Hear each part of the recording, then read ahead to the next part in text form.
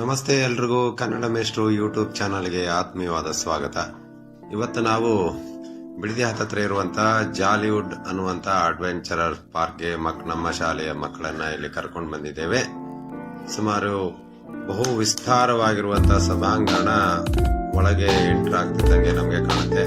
ನನ್ನ ಹಿಂದ್ಗಡೆ ಕಾಣುವಂತ ಮೆಟ್ಟಿಲ ಮೇಲೆ ಮಕ್ಕಳನ್ನೆಲ್ಲ ಕೂರಿಸ್ಬಿಟ್ಟು ನಾವು ಅಟೆಂಡೆನ್ಸ್ ತಗೊಂಡು ಮುಂದ್ಗಡೆ ಹೋಗ್ತೀವಿ.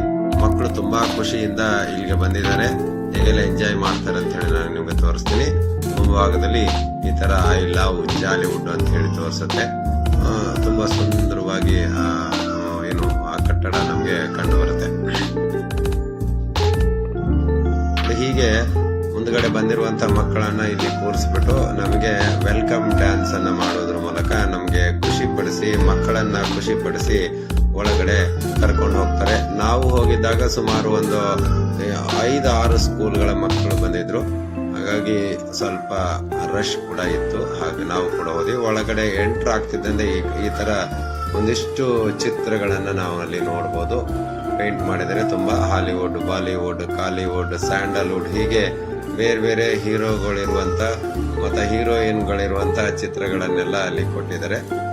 ಒಳಗೆ ಹೋಗ್ತಾ ಒಂದು